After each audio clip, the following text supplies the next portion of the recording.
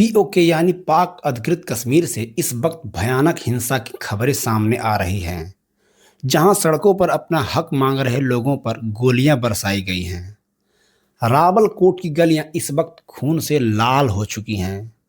यह सब पाकिस्तानी सेना और वहां के सुरक्षा बलों के मासूमों पर चलाई गई गोलियों की वजह से है। जहां विरोध की आवाज को गोलियों से दबाने की पाकिस्तानी फौज कोशिश कर रही है, जिसकी वजह से पीओके में हालत विस्फोटक हो चुके हैं। दरअसल पीओके से सामने आ रही तस्वीरें और रिपोर्ट बेहद चिंताजनक हैं। रावलकोट में लंबे समय से चल रहे विरोध प्रदर्शन को दबाने के लिए मुनीर की सेना ने हिंसक रूप ले लिया है।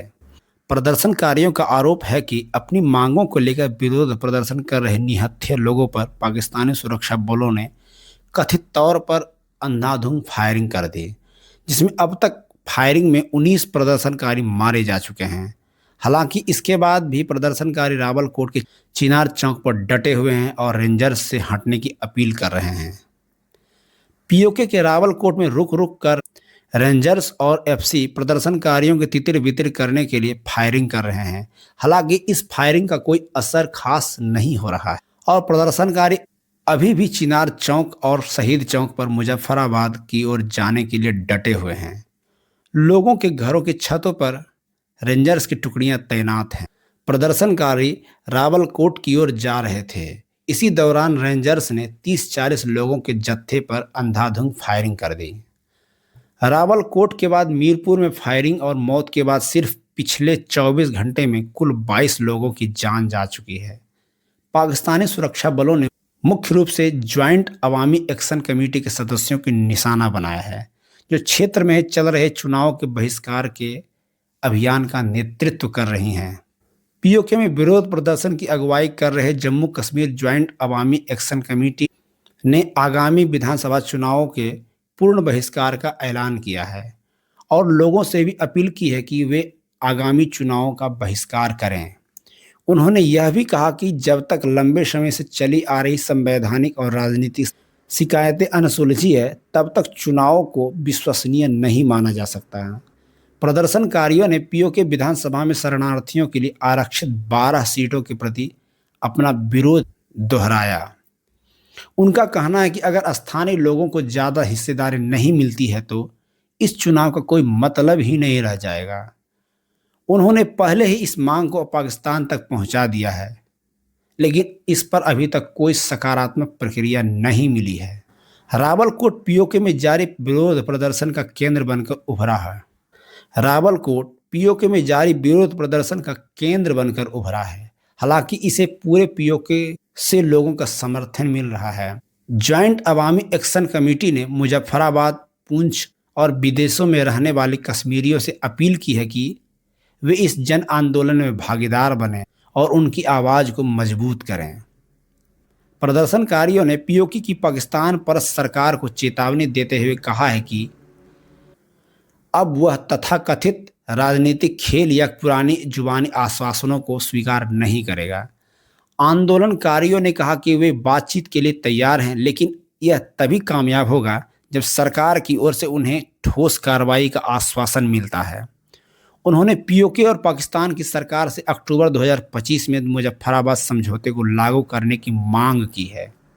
इसके अलावा उन्होंने 5 जून से 26 जून के बीच किए गए वादों के लिए एक औपचारिक नोटिफिकेशन जारी करने को कहा है। इससे प्रधानमंत्री शहबाज शरीफ और आर्मी चीफ आसिम मुनीर की टेंशन बढ़ गई है। प्रदर्शनकारियों को काबू करने और चुनाव प्रक्रिया को लेकर शहबाज शरीफ ने इस क्षेत्र में 14,000 से अधिक सेना को भेजा है। कई स्थानों स्नाइपर तैनात किए गए हैं, जबकि सुरक्षा बलों पर प्रदर्शनकारियों को तितर बितर करने के लिए आंसू गैस के गोले भी इस्तेमाल किया गया है। सुरक्षा बलों को उन लोगों पर गोली चलाने के आदेश दिए गए हैं जो चुनाव का बहिष्कार कर रहे हैं। ज्वाइंट अवामी एक्शन कमेटी ने अल्टीमेटम जारी करते हुए सरकार से 27 जुलाई की दोपहर 1 बजे तक मांगों को स्वीकार करने की औपचारिक अधिसूचना जारी करने को कहा था। समिति ने चेतावनी दी थी कि यदि कोई कार्रवाई नहीं की गई तो हजारों समर्थक रावलकोट से मुजफ्फराबाद की ओर मार्च करेंगे और इस अल्टीमेटम के बाद अंततः ज्वाइंट अवामी एक्शन कमेटी और प्रशासन के बीच बातचीत विफल होने के बाद हजारों संख्या में प्रदर्शनकारियों ने मुजफ्फराबाद की ओर मार्च करना शुरू कर दिया।